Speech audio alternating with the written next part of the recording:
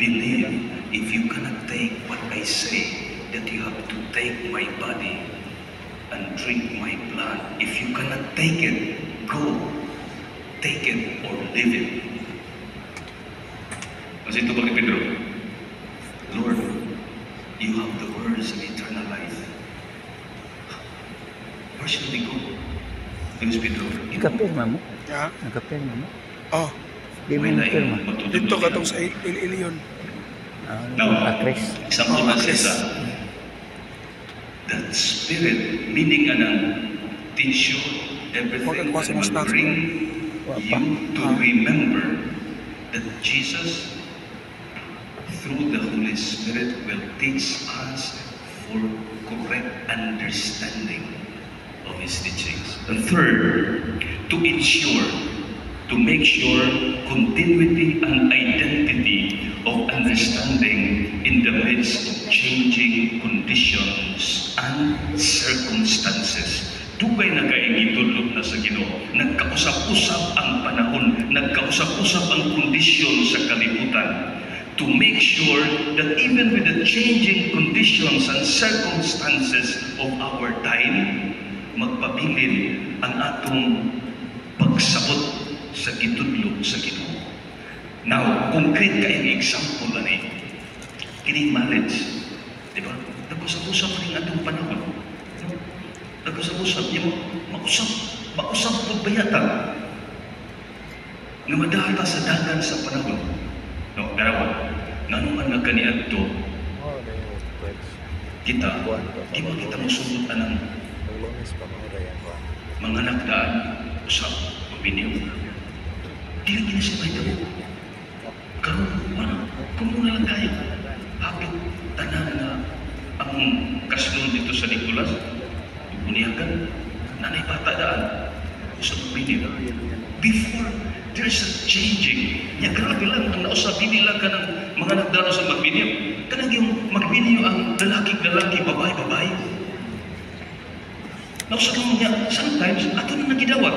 Now, the Lord, by the stamp of the Holy Spirit, is making sure that throughout the ages, even with the changing of times and circumstances and conditions, that we continue to hold true unsay iyang itudlo. Okay.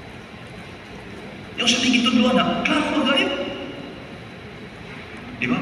And this is the purpose, this is the gift of the Holy Spirit to ensure continuity and integrity of our understanding in the midst of the changing conditions and circumstances of our times. And finally, to ensure that in the church there will always continue the same truth which the apostles heard and they heard from their master. Something, di ba? Na usay na dumog sa mga apostoles sa ilang maestro, silang agalon, nga maugya po na itong nadumog karon. Dili mo sa, and who will make sure nga muna the Holy Spirit that was given to the apostles. Now, karon kini mo siya crucial kayo. So, ano, basta pumalin na kuha na pimisa sa Marigundol, sa mga kunyapa meron, alas 10. Ay mga kung gusto mo undang ko, pero tingin sa mga kita kaya importante kayo siya. Kaya siya, importante kayo. Now, with the Holy Spirit. Therefore, with the stamp of the Holy Spirit, pwede di ay nga, anybody can be filled with the Holy Spirit and interpret. Wingon siya nga, promise mo you know, I am filled with the Holy Spirit. That Spirit that becomes living water in me. Muna akong nakita, naggasa sa Espiritu Santo. Muna akong interpretation, I am led by the Spirit. Therefore, sa kulit, can anybody do it? Muna crucial kayo. Di ka lagi niyo kung i-claim mo si Senyor Bierno. Ang Espiritu Santo ay mugahin ako. As long as I am filled with the Holy Spirit, I can teach and can claim that what I am teaching is in accordance with what Jesus taught. it should be taken within the context. Moreover, the Holy Spirit is given, but it should be within the family. Sudkas pamilya. Kay gasa man ni Kristo ngadto sa iyang mga apostoles. Now, Michael experience.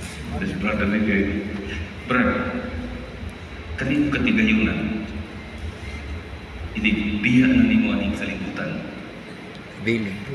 Kinsa may magpanunod anak? Ang anak. Ha?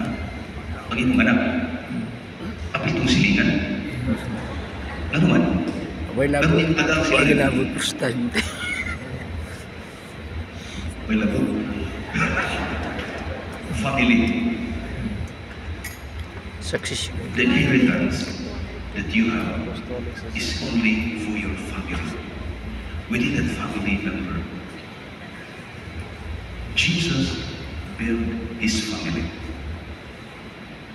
The family we call the Catholic Church. And it is there that the working of the Spirit is done. It is within the context of the family. Diyan sa family, diyan man gibilin ni Kristo. Diyan man gibilin ni mga sakramento. Kini mga pamilya, hindi dawat sa iyong itudlo. In toto, in its totality, idawat na ito ang itudlo sa Ginoo. And we made sure that this family we call the Catholic Church will continue the truth revealed by Jesus. Therefore, it cannot just anybody outside of the family. Okay? If you interpret, somebody outside of the family will interpret, most likely he will have his own interpretation that is not within the context of the family.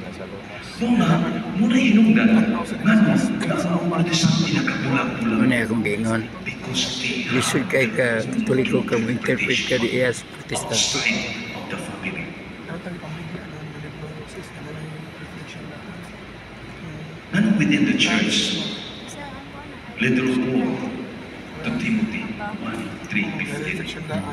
Ningon siya, Kaya yan na reflection daan. last niya, dagat ikaw.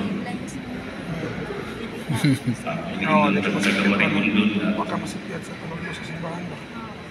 Bano na reflection daan. gamit kayong kalendaryo ng mga. Ika mag... T1 Timothy 3:15. So that if I am delayed, you will know how people must conduct themselves in the household of God. Household of God. Kung matugay kung ako balik diha, may bawa mga tao how to behave, how to conduct themselves diha sa household of God, which is the church of the living God. This is the house of God, the church of the living God, from St. Paul, which is the pillar and the foundation of truth. This is what St. Paul. Kung manugay mo ka, ayaw mo pag-away, nahibaw na mo kung sa inyong buhaton. Diyan sa balay sa Ginoo, the house of God, which is the church, the pillar and foundation of truth. So the promise of this, the promise is sa tanan, but it should always be within the context of the family, the household of God. Kaya mo na siya ang haligi o pasukan ng Kamatuoran. So, my brothers and sisters, I think it's That truth. Hindi na ito isip na niya. This accreditation, you will be accredited. But always remember that prior to this accreditation, the apostles were already accredited. They were stamped with the Spirit. And with the stamping of the Holy Spirit, we are made sure ang atong gitudlo, ang kamaturan na atong gidawat, kinabuhi na atong gibuhian is always in keeping with the teaching of Jesus. So kung maglingkod mo, ang staff part na stamping, ato mo siyang spiritual director. Kung maglingkod ang spiritual director, alam, atong Archbishop, kay kasapan na tanan. Pray mo niya, nga nagawa ko pag-ampo sa Espiritu Santo. Pray, and always remember, I have the Spirit in me, that living water that becomes the spring that flows in my heart. May buntag, daghang salamat.